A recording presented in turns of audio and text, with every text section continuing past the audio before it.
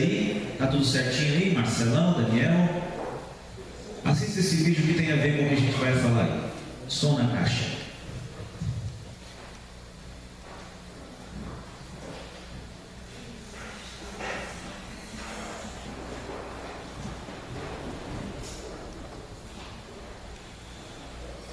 Agora sim, play não, do outro lado. Aí.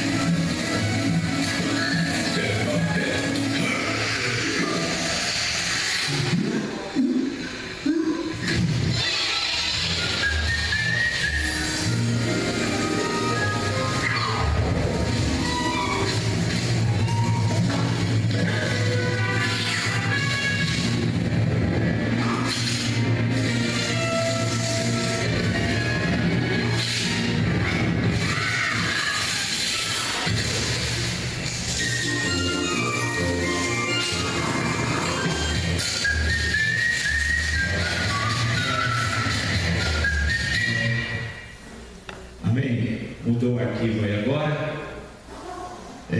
Filipenses capítulo 2. Luzes, câmera, ação. Filipenses capítulo 2. Acho o PowerPoint aí já.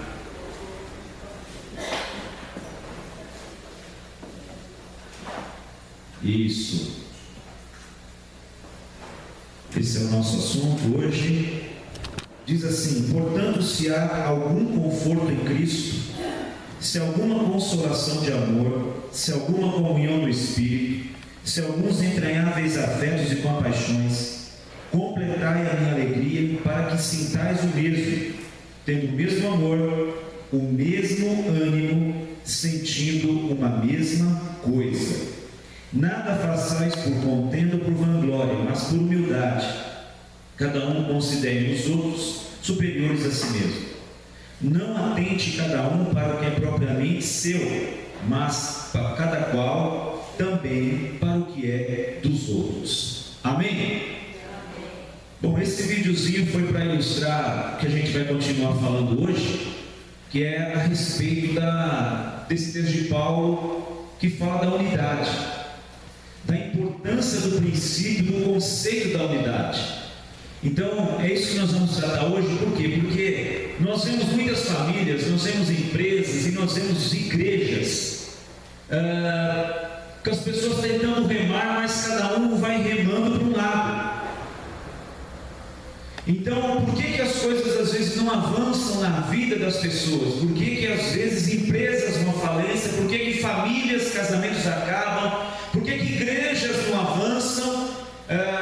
Talvez um dos principais motivos seja esse: problemas com relação à unidade. Vocês viram um vídeo que interessante?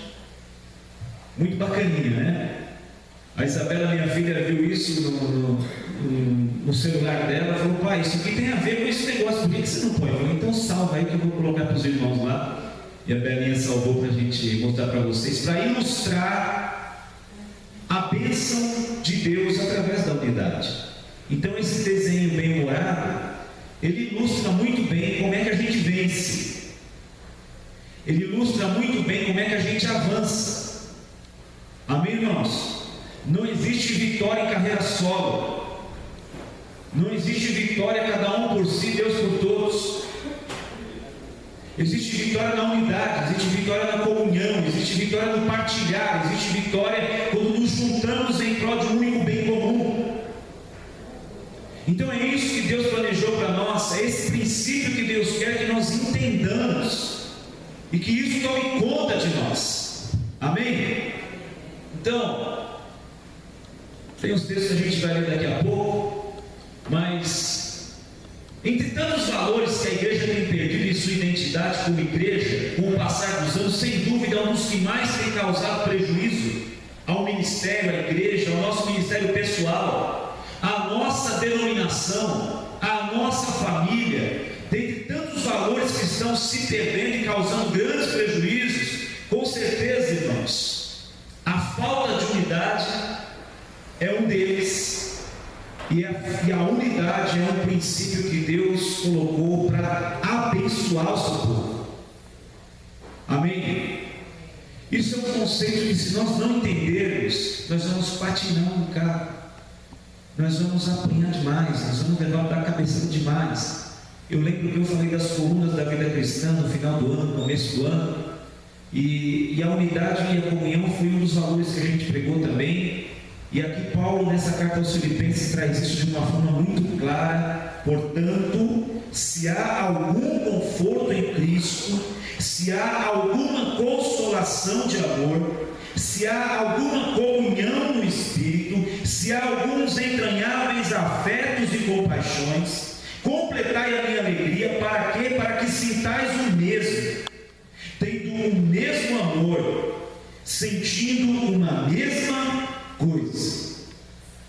Aqui está uma definição do que é unidade, em Filipenses capítulo 2, versículo 1 e 2. Bom, eu vou fazer um vale a pena ouvir de novo para quem não estava aqui semana passada, né? O que nos impede de cooperar com esse princípio? Ou o que às vezes a gente não consegue entender com relação a esse princípio? Então eu enumerei algumas coisinhas aqui para a gente refletir mais uma vez. Vou falar bem rápido. A gente não coopera com a unidade não está em nós, dentro da nossa casa, dentro da nossa igreja, no trabalho que a gente faz, porque nós temos uma grande dificuldade em trabalhar e investir em prol de algo cuja nossa opinião é divergente. Então às vezes a falta de unidade vai imperar na minha vida, porque eu só faço aquilo que a minha opinião está junto, aquilo que converge ao jeito que eu penso e ao jeito e a minha opinião. Então, se não for do jeito que eu acho, eu não participo, eu não faço. Então esse é o nosso problema. Nós temos uma grande dificuldade. Agora, irmãos, qual é o sinal de maturidade? Qual é o sinal de ser adulto espiritualmente, se eu só faço aquilo que eu concordo? Qualquer Zé Mané faz. Fazer o que eu concordo, qualquer um faz. A maturidade está em fazer e abraçar uma causa que às vezes a sua opinião é contrária, mas você abraça porque é o bem do todo. Aí está o grande sinal de quem está crescendo. Aí está o sinal de quem está entendendo o que Paulo quis escrever, o que Jesus quis dizer e quis trazer para a igreja. Amém, irmãos? Até porque opinião é que nem nariz. Cada um tem um é mais grandão, que nem o meu, de turco assim, outro é menorzinho, outro é pontudo, tem uma bolinha na ponta. Opinião é que nem nariz, cada um tem um. Então a maturidade está em caminhar, mesmo que a minha opinião seja divergente. Outra dificuldade que nós temos, que é confrontar os nossos próprios conceitos e a cosmovisão a respeito das coisas. Nós temos uma grande dificuldade em mudar conceitos, irmãos. E crente é um negócio terrível. Se ele é crente daqui a 30 anos atrás, e é crente até agora, ou é crente desde criança, ele construiu alguns valores, alguns conceitozinhos na cabeça dele, que mesmo que Jesus encarne de novo, vai explicar que ele tem que mudar, ele diz assim: Jesus, eu sou crente desde 1940, e eu já faço assim, por que o senhor quer mudar, fazer de novo? Eu não faço de novo, não. Então é aquela música daquela novela antiga, que até fizeram um remake, né? Eu vou cantar essa música, vocês já vão identificar. Eu nasci assim, eu sofri assim, eu nascendo assim, eu nascendo assim, vou pro inferno assim, e vou me lascar assim. É a dificuldade de mudar o conceito, é a dificuldade de mudar pensamento, de mudar a cosmovisão. Bonito isso, né? Cosmovisão. Eu aprendi, vou falar todo culto agora isso aí. Cosmovisão trata, irmãos, da forma que a gente enxerga a coisa de cima. Tipo assim, eu estou no helicóptero sobrevoando toda a cidade. Como é que eu enxergo isso aqui? Cosmovisão é como enxergamos de forma panorâmica a vida, as pessoas, as coisas, o reino de Deus. Isso é cosmovisão. Então, às vezes, a gente tem uma cosmovisão que não tem muito a ver com aquilo que Cristo pensa, com aquilo que Deus quer para nós, mas nós somos resistentes. Isso está em nós. Até o próprio apóstolo Paulo, Deus teve que derrubá-lo, acho que do cavalo ou do camelo, do bicho qualquer que ele estava montado, indo para Damasco, porque na visão de Paulo, o pessoal que estava pregando de Jesus era gente que estava corrompendo a religião. E ele diz assim: eu mandei matar, eu participei da morte, eu persegui esta seita, que até então para mim era uma seita. Eu enxergava, eu tinha uma cosmovisão errada do que era o cristianismo, até que no meio do caminho eu caí cego na estrada e veio uma voz, falou comigo: Saulo, Saulo, por que você me persegue? E eu perguntei: quem é, Senhor? Aí ele disse para mim: eu sou Jesus, Paulo, quem você persegue. Então Paulo precisou de uma atitude extrema para mudar a cosmovisão dele das coisas. E dali em diante ele, perseguidor, passou a ser perseguido. Então, irmãos, por que a gente não caminha em unidade? Por que a casa de alguns crentes é uma verdadeira bagunça? Talvez não falte boa intenção, mas de boa intenção o inferno está cheio. E aí estão os dois numa canoa, os quatro numa canoa, o marido rema para cá, a esposa rema para lá, o filho rema para lá, o filho rema para lá, e o barco vai afundar. Porque não vai sair do lugar, vai ficar à deriva. Não adianta ter boa intenção de querer remar, tem que remar todo mundo para o mesmo lado. Isso é unidade. Amém, irmãos? Outra dificuldade que nós temos é caminhar junto das pessoas. Nós não cooperamos com a unidade porque nós somos um bando chato. Por isso, nós temos dificuldade em caminhar junto das pessoas das quais nós alimentamos alguma antipatia. Agora, isso é coisa de crente, gente? Isso é coisa de gente que nasceu de novo? Eu não vou em tal lugar porque fulano vai estar lá. Eu não participo de tal coisa porque é Beltrano que vai fazer. Eu não estou lá, que é o que estava acontecendo aqui em Filipenses, no capítulo 4. Paulo diz assim: meus queridos irmãos, eu rogo a Evódia e a Sintique que elas sintam o mesmo no Senhor. Versículo 3 do capítulo 4, Filipenses: peço também a ti, meu verdadeiro companheiro, que ajude essas mulheres que trabalharam comigo no Evangelho, com Clemente e com outros cooperadores cujo nome estão no livro da vida. Então Paulo está dizendo: fala com essas mulheres que elas são umas bênçãos, mulheres de Deus, trabalhadoras da igreja em Filipenses, mas elas estavam antipáticas uma com a outra. Sábado agora vai ter o que? Vai ter um bazar. Quem é responsável? É Evódia, a Cinti, que dizia: eu não apareço lá, mas nunca. No outro final de semana vai ter um culto com a mulher. Que você vai fazer? Vai ser a Cinti. A Evódia diz: eu não apareço lá, mas nunca. Então Paulo diz: essas mulheres são uma bênção, são ferramentas, mas elas estão atrapalhando a unidade do corpo de Cristo. Com essa antipatia, no texto não dá para saber o que aconteceu com essas mulheres. A história diz que elas eram uma bênção na mão de Deus, elas eram tipo diaconisas de mão cheia lá na igreja de Filipenses, mas por alguma coisa estavam imbricadas uma com a outra. E a gente não coopera com a unidade, irmãos, porque a gente fica alimentando antipatia. Às vezes a antipatia é gratuita. Não gosto do Ricardo por desse bigode, dessa camisa listada aí. Não gosto do jeito dele, não gosto. A voz dele, eu não gosto. E aí eu não gosto, eu alimento antipatia, mas a gente é cristão. E a gente alimenta antipatias. Pelo amor de Deus, a gente está freando o caminho da igreja.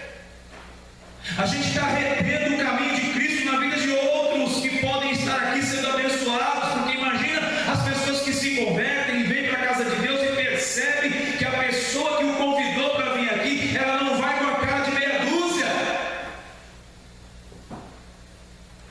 Vamos na minha igreja que é uma recebido, escuta uma palavra, entrega a vida a Jesus. Aí essa pessoa que disse, vem na minha igreja que é uma bênção, essa pessoa que está com ela, que senta do lado dela, ela não vai com a cara de meia dúzia desse, daquele, do outro, e até do pastor. Aí a pessoa fala, peraí, eu estava lá fora, e lá fora todo mundo é traíra, lá fora todo mundo quer puxar o tapete, lá fora todo mundo é falso, interesseiro, mas aqui dentro também tem isso. Então, irmãos, vamos pedir para Deus nos curar. Vou pedir para Deus curar a gente dessa chatolice aguda, desculpe a palavra, dessa idiotice anticristã. Vou pedir para Deus curar a gente, e para Deus trazer um antibiótico na nossa alma. Amém, irmãos? Um antibiótico potente mesmo, um negócio assim, um cardenal assim, que tira essa insanidade da nossa alma. Pelo amor de Deus, nós precisamos caminhar em unidade. Estou falando de ambiente de igreja. Eu contei da experiência que eu tive na multinacional que eu trabalhei. Não era cristão, 21 anos de idade, poderia ter tido um futuro brilhante trabalhando ali dentro. Mas eu, naquele setor do armazém, era o camarada que fomentava tudo que a diretoria trazia para o setor. Eu dizia, não é assim, não é assado, não é assim, está errado isso. Eu era um que ficava dando uma de sindicalista ali dentro e botando todo mundo contra a empresa, contra a diretoria. Eu disse para vocês que eu sou operador de empilhadeira e de guindaste. Tinha até esquecido esses dias, gente. Eu sou mesmo, sou formado. Só que eu estava numa empresa chamada Nestlé. E por ser um cabeça de ostra, eu não passei do operador de empilhadeira. Porque é uma empresa enorme, com plano de carreira. Gente que trabalhou comigo no armazém, hoje são gerentes lá dentro.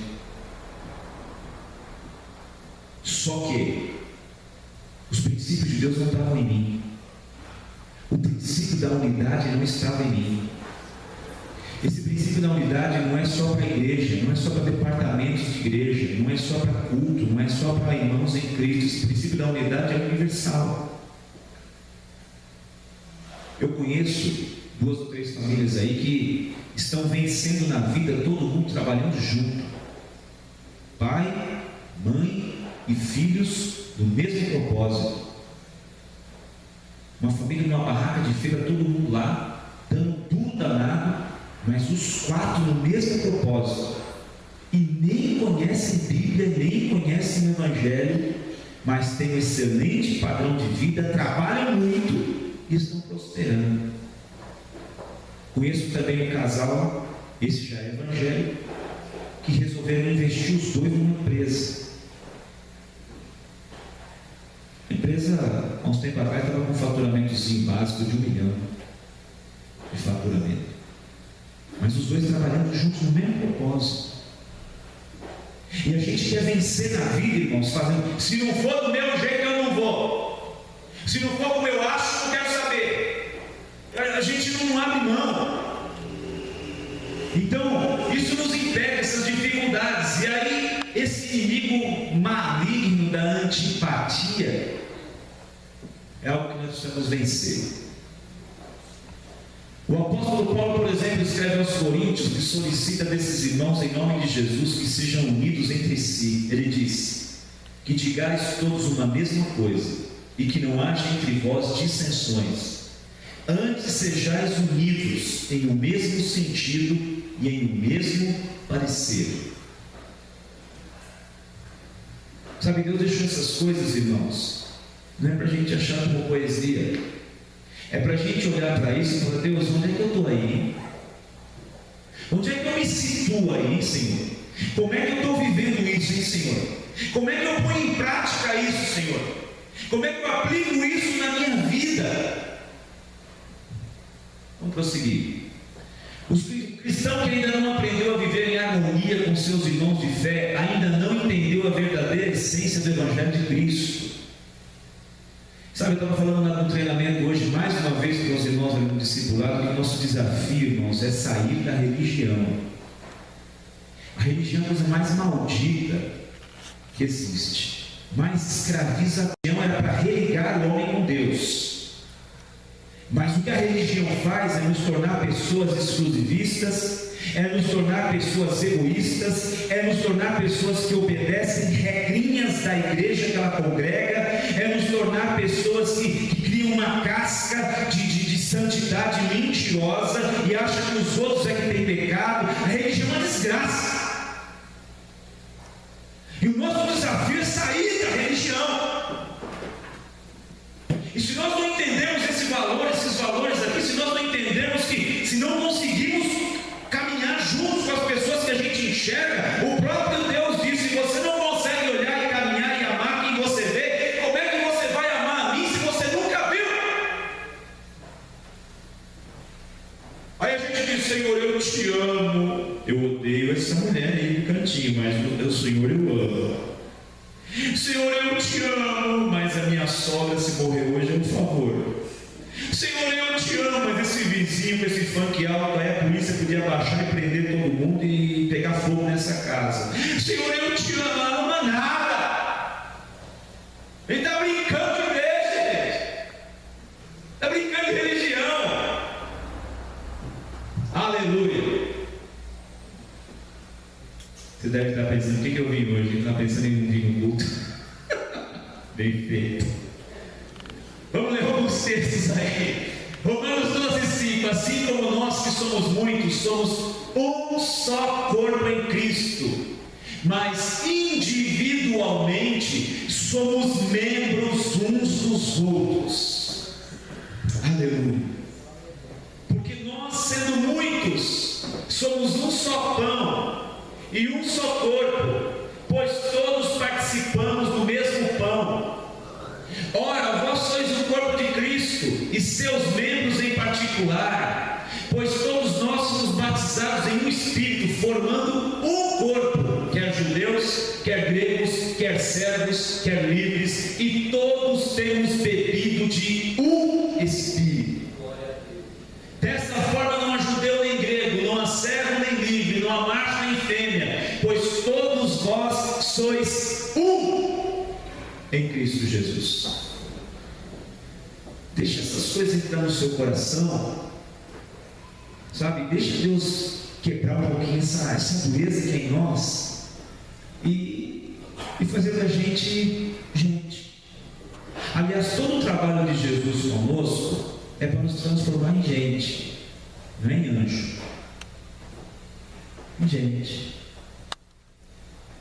em gente parecida com Jesus. É isso que Ele quer fazer conosco. Amém?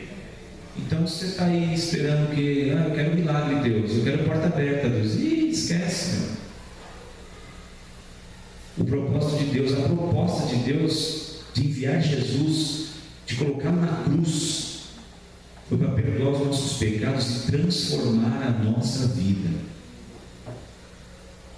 A proposta de Jesus não é solucionar os problemas e até as bobeiras que a gente fez e não deu certo, e agora o caminhão de melancia caiu em nós estamos cheios de problemas e Deus tem que consertar. A proposta do Evangelho não é consertar as coisas, é consertar a nós.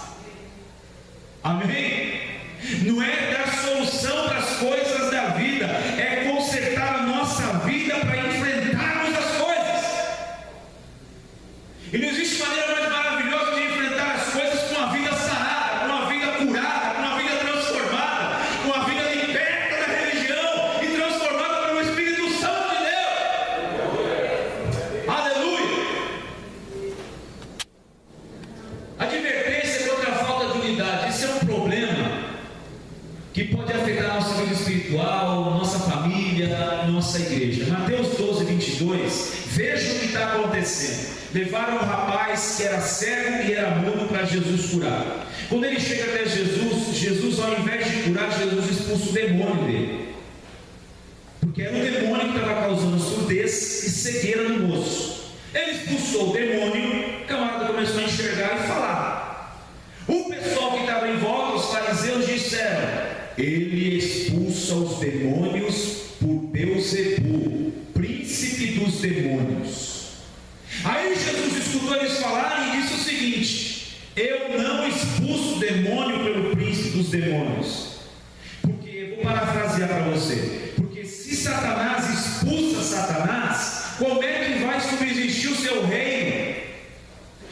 todo reino dividido contra si mesmo não fica de pé, ele se autodestrói. E ele diz: toda casa dividida contra si mesma, ela se autodestrói. Então veja, Jesus está dizendo um princípio, ele diz assim: olha, nem o reino das trevas é dividido para destruir. Só que as pessoas, as famílias, a igreja, cada um rema do jeito que quer, como quer, faz o que quer, e vamos ver como é que fica depois. Então o reino das trevas é totalmente unido, tem uma unidade extrema para trabalhar, para destruir a tua família, para destruir a minha família, para acabar com o meu casamento, para minar as forças da igreja, para levar a empresa que você trabalha à falência, para afetar a sua vida financeira também, o seu lar, as suas contas. O diabo trabalha e investe pesado, e o reino das trevas não é dividido. Pensa você que o demônio sai de manhãzinha lá e Satanás olha: onde você vai, demônio? Ah, pega a sua conta, eu vou fazer umas coisas aí. Não é assim não. Aí o outro demônio, aí você vai aonde? Ah, eu vou dar um rolê, vou assistir o jogo do Brasil na casa dos outros demônios. Aí o outro demônio, você vai aonde? Ah, eu vou pro clube, passear um pouco lá, matar um pouco, ver se tem alguém que me possui lá na piscina lá, e eu vou dar um rolê. Não é assim, irmãos, eles estão totalmente organizados. O reino das trevas é dividido em principados, potestades, príncipes espirituais nas trevas, hostes espirituais da maldade. Existe até uma hierarquia, como se fosse uma hierarquia militar. Não bagunça. Então, o reino das trevas, Jesus disse: se Satanás expulsa a si mesmo, expulsa Satanás, o seu reino não subsistiria. Mas parece que o reino das trevas está cada vez mais aí forte, não, pelo que você vê por aí. O diabo está cada vez mais terrível, apelando cada vez mais. Significa que o reino dele está de pé. Então o reino dele não é dividido. Então Jesus disse que a falta de unidade dentro de uma família, dentro de um casamento, dentro de uma empresa, dentro de uma igreja, dentro de um departamento de igreja, pode levar isso à falência.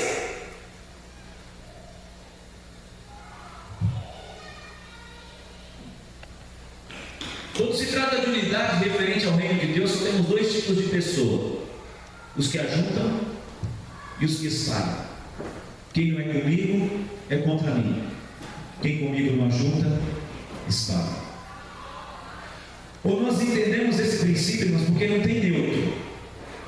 Pastor, eu vou ficar meio no 0 a 0, porque eu vou ficar no neutro. Eu não vou nem atrapalhar, pastor, mas eu também não vou me meter também. Eu não vou cooperar, não. Vou ficar só aqui, só assistindo de longe, porque essa é a minha praia.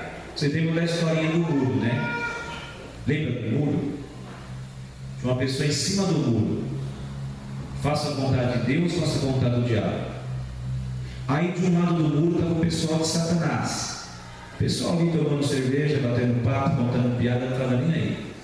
Do outro lado do muro estava o pessoal de Jesus, falando: vem para cá, vem para cá. E gente ajoelhada: vem para cá, e clamando: vem para cá. E do outro lado do muro, o pessoal na mesinha tomando manguaça, contando piada, nem aí, o cara em cima do muro. Para que lado que eu vou? E o pessoal do lado de Jesus: vem para cá, vem para cá, vem para cá. E o cara ali no muro. De repente ele se invocou, olhou para o pessoal: vocês demônios aí, Satanás, príncipe dos demônios, o pessoal que Jesus está clamando, gritando para eu vir para cá, e eu estou em cima do muro e vocês aí não fazem nada, vocês não vão reclamar nada, não? O Satanás olhou para ele e falou assim: não vou não, o muro é meu. O muro é meu. Quem comigo não ajunta, espalha. Irmãos, ou nós abraçamos, ou nós cooperamos com a unidade. O que eu preciso fazer, Senhor, para cooperar com isso? Eu sei, irmãos, que Deus pode mexer com alguns confortozinhos nossos, mas se for Deus que está mexendo, deixa Ele mexer, porque Ele é o dono da nossa vida. É melhor deixar que Ele mexa do que a gente ser autônomo e querer viver do jeito que a gente quer. Amém? Muitas igrejas estão sendo inauguradas no fim de semana, glória a Deus, mas muitas estarão fechando porque racharam. Hoje tem muita gente se achegando ao altar para o casamento, mas para cada 3 casais que se casam, um está divorciando. Precisamos urgentemente trabalhar seja um lugar onde as pessoas vão cumprir os votos e as campanhas para extrair o favor de Deus. Precisamos trabalhar, irmãos, vamos trabalhar como igreja, para que as nossas igrejas não sejam um lugar onde as pessoas venham cumprir votos e extrair o favor de Deus. Vamos trabalhar para que nossas igrejas tenham um ambiente onde as pessoas tenham prazer em viver juntas. No que depender de mim, eu quero trabalhar para isso. Diga também para Deus: ó Deus, no que depender de mim, a minha igreja vai ser assim. Vamos trabalhar para que o nosso ambiente de comunidade, as pessoas se importem umas com as outras e partilhem as suas alegrias e partilhem as suas tristezas. É isso que Cristo quer com uma igreja, com uma comunidade que se diz evangélica. Qualquer coisa fora disso, irmãos, pode ser tudo menos igreja evangélica. Agora, quais os efeitos e benefícios e desdobramentos que a unidade e a comunhão podem trazer? Vou correr com vocês aqui agora. Primeiro, a unidade pode promover um evangelismo eficaz. Aliás, a ferramenta evangelística mais poderosa que existe se chama unidade. João capítulo 17, Jesus está orando, ele vai ser preso daqui a alguns instantes, ele está numa oração, orando pelos seus, orando pela igreja, orando por mim e por você há 2000 anos atrás. Ele diz lá no versículo 20, na oração que ele está fazendo, chamada de oração sacerdotal: eu rogo, não somente por estes, mas também por aqueles que pela sua palavra hão de crer em mim. Ó nós aí na foto, ó. Para que todos sejam um, como tu, ó Pai, o és em mim, eu em ti, que também eles sejam um em nós. Para quê? Para que o mundo creia que tu me enviaste. Quer uma forma de evangelismo mais eficaz do que a unidade? Se nós formos um, o mundo vai acreditar que Jesus veio para salvar. As pessoas aqui das ruas próximas vão entender que esse lugar é um lugar de vitória. Os parentes que você tem, que você está orando, quem sabe há mais de uma década para se converterem, se nós formos um, eles serão atraídos por esse amor de Cristo. O que a unidade também provoca? Uma revelação da existência de Cristo às pessoas e de que elas são alvo do seu amor. Ainda na oração de Jesus ele diz, versículo 22: eu dei-lhes a glória que a mim me deste, para que eles sejam um, como nós somos um. Versículo 23: eu neles, tu em mim, para que eles sejam perfeitos em unidade, e para que o mundo conheça que tu enviaste a mim e que os tens amado a eles como tens amado a mim. Sabe, irmãos, às vezes a gente fala para as pessoas, convida para vir para a igreja, recita versículo bíblico e a pessoa diz assim para nós: ainda não está no meu tempo. Qualquer dia eu apareço. Qualquer dia eu vou. Eu tenho minha religião. É isso que elas dizem. Jesus está dizendo que se nós formos um, se nós levarmos isso a sério, vai descortinar um véu espesso que um dia estava no teu rosto, no meu. Hoje está o Mário e a Marlene visitando a gente. O Mário estava na igreja que eu fui pregar e foi batizado lá. Naquele dia que eu preguei, ele foi batizado lá. Ele falou: pastor, você não lembra de mim? Eu falei: agora eu estou lembrando. E fui pregar naquela igreja e o Mário estava lá, foi batizado. Então um dia, Mário, esse véu espesso estava nas nossas vistas. E estão as pessoas ao nosso redor. E Jesus está dizendo: se eles forem um, esse véu vai cair. E eles vão ver que eu fui enviado, que eu existo, que eu vim para salvar, que eles têm pecados para se arrepender e serem perdoados. E eu vim para transformar as vidas deles também, porque eu amo a eles também. Aleluia! O que mais que a unidade pode promover? A unidade nos leva a romper barreiras e superar limites. Olha esse texto em Gênesis 11. E disse o Senhor: eles são um só povo, falam uma só língua, e começaram a construir isso. Em breve nada poderá impedir o que planejam fazer.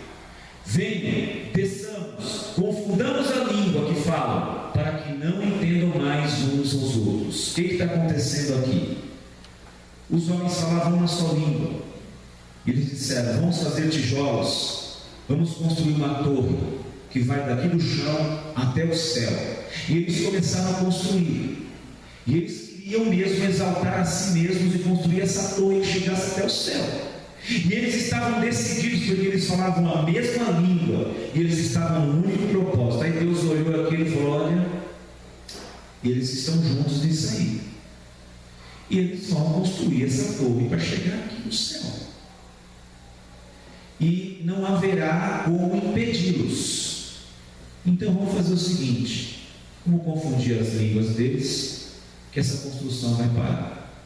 Confundiu as línguas, eles não se entendiam mais, a construção parou. Qual é o princípio que fica? Não haverá restrição para o que eles intentam fazer, porque eles estão num propósito só. É o princípio. Ali eles estavam fazendo algo que não agradava a Deus, mas o que nos interessa é que, porque eles falavam a mesma língua e estavam imbuídos num projeto só, eles iam ter bom êxito em fazer o que estavam intentando fazer. Esse é o princípio. Então eles iam romper limites, eles iam construir algo que atingia o céu. Irmãos, às vezes nós vamos viver algumas coisas de Deus que a gente nem orou e nem teve coragem de pedir a Ele, mas pelo fato de sermos cooperadores da unidade, Deus vai nos ajudar a romper limites que estão estabelecidos e a gente acha que são intransponíveis. Se nós caminharmos juntos, nós não teremos limites. Deus vai nos levar a ultrapassar limites. Se falarmos uma mesma língua, mesmo com opinião diferente, eu vou falar a mesma língua. Deus nos leva a romper limites. Amém, irmãos? Um provérbio africano diz assim: a união do rebanho obriga o leão a ir dormir com fome. A união de um rebanho obriga o leão a ir dormir com fome. Um provérbio que se diz lá na África. A unidade move o coração de Deus para nos abençoar sem a necessidade de sacrifícios humanos. Ó quão bom e quão suave é que os irmãos vivam em união. É como óleo precioso que desce sobre a cabeça, sobre a barba de Arão e vai até a orla dos seus vestidos. É como o orvalho do Hermon que desce sobre as planícies e refresca o dia daquele povo. E aí o Senhor vem e diz: ali é onde o Senhor ordena a bênção e a vida para sempre. Eu vou dizer de novo: tem coisas para acontecer nas nossas vidas que não é porque nós vamos orar muito, que não é porque nós vamos fazer jejum, que não é porque a gente não vai perder culto, é porque a gente está caminhando em unidade. A Bíblia diz que Deus ordena a bênção. Não somos nós que buscamos a bênção, Deus ordena a bênção. Eu vivo esse princípio e Deus ordena a bênção. Então eu tenho um casamento abençoado, uma família abençoada, porque a gente tem buscado caminhar em unidade, e Deus tem ordenado a bênção dentro da minha casa. Então quando a gente vai praticando esse princípio, Deus vai abençoando.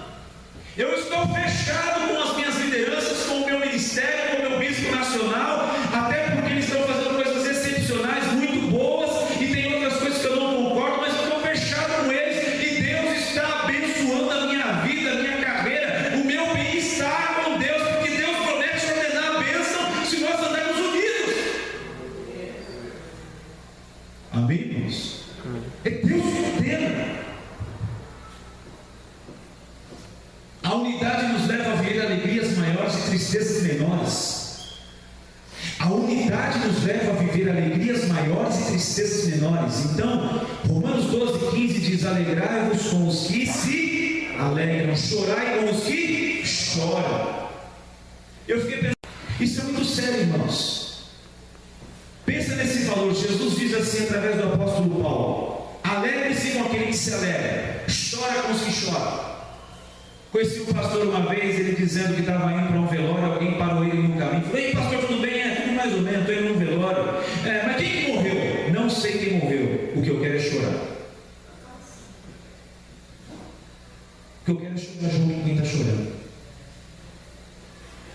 Então, quando a gente está feliz e acontece alguma coisa boa e a gente reparte isso, a alegria é muito maior, realmente. Quando você chega aqui à frente, conta uma bênção, conta um testemunho. Minha Branca, alguns meses atrás, falando do seu filho Daniel, de um processo que ele passou, de algo especial que Deus fez. Quando ela acabou de contar, a igreja aplaudiu e deu glória a Deus, falou aleluia, porque a alegria compartilhada fica maior. Por isso que a gente tem que caminhar em unidade. Amanhã eu vou assistir o jogo do Brasil sozinho. Tem ninguém em casa? As meninas estão viajando. Imagina que sai o gol do Brasil. Eu vou abraçar quem? Neymar, não sei o que, dá gol! Gol! A alegria compartilhada fica maior. Por isso que nós temos que ser um. Amém, irmãos? Por isso que temos que ser cooperadores da unidade. Por isso que eu tenho que olhar para mim mesmo e falar, Senhor, no que depender de mim, eu serei um promotor da unidade. Eu vou trabalhar pela unidade. Eu não vou ser um trabalhador contra a unidade, eu vou ser um trabalhador a favor da unidade, aonde eu estiver. Aonde estiverem reunidos em grupo, seja no trabalho, seja na faculdade, seja na família, seja em casa, seja na igreja, eu vou trabalhar com atitudes para promover a unidade. Eu não vou ser alguém que separa as coisas. Amém, irmãos? Amém. No que depender de você, você vai ser o promotor da unidade? Então, já que você disse amém, eu vou terminar, tá bom? A alegria compartilhada fica maior e a tristeza compartilhada fica menor. Eu já disse isso várias vezes, irmãos.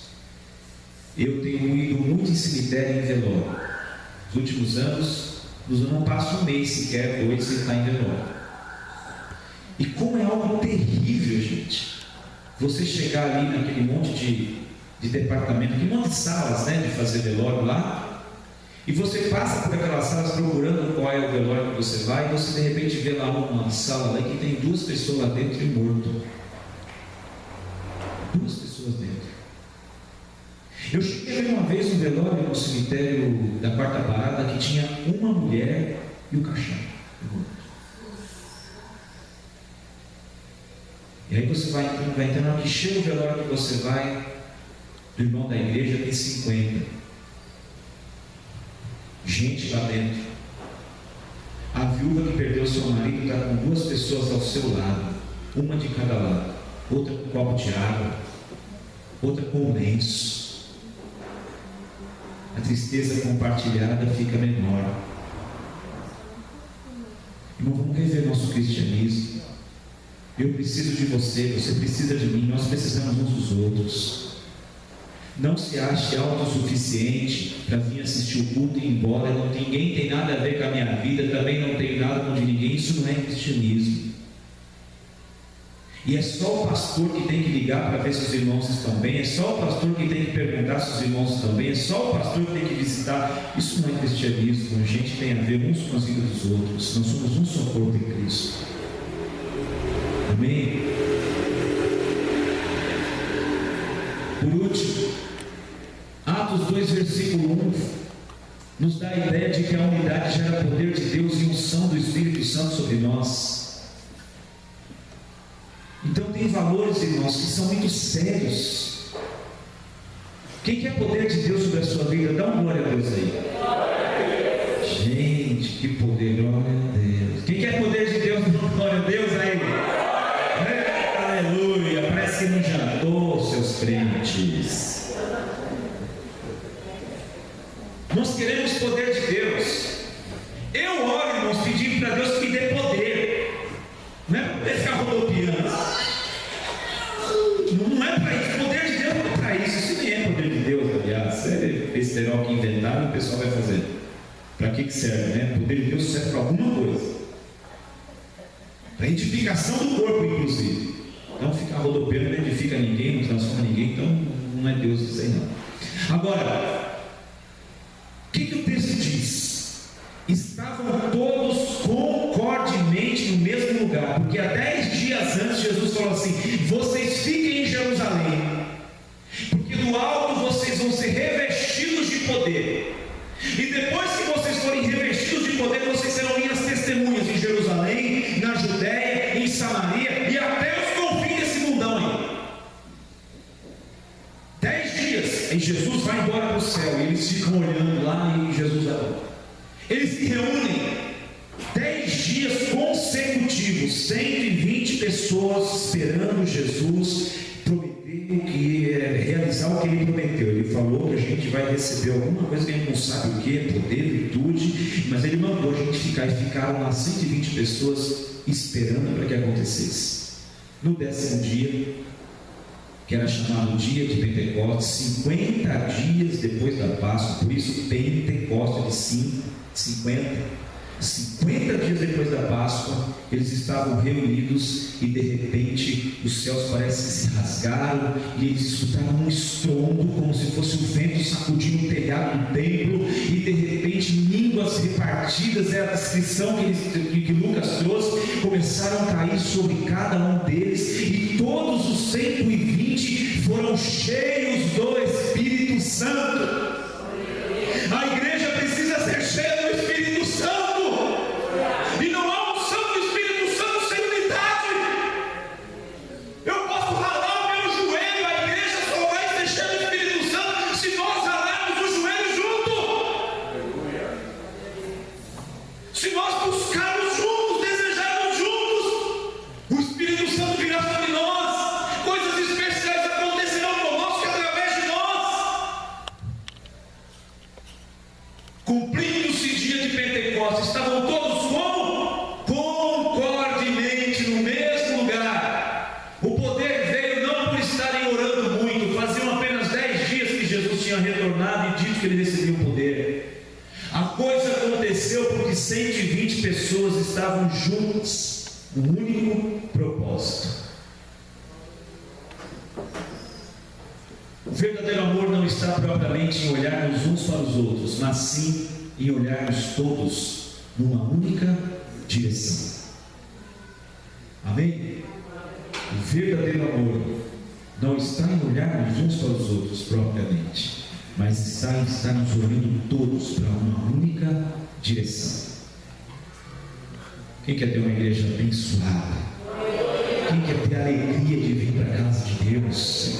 Quem quer ter prazer em chegar para um amigo de faculdade, um colega, um parente, e falar: vamos na minha igreja, porque não é uma bênção, só pela sua empolgação, a pessoa fala: caramba, porque esse daqui quer tanto que eu vou, e puxa vida, você vai atrair gente para a casa de Deus, porque somos cooperadores da unidade, estamos olhando na mesma direção, nós queremos ver um povo sarado, uma igreja abençoada, famílias abençoadas. Deus abençoe sua vida em nome de Jesus. Eu gostaria que você ficasse de pé no seu lugar. Quem vai ser cooperador da unidade?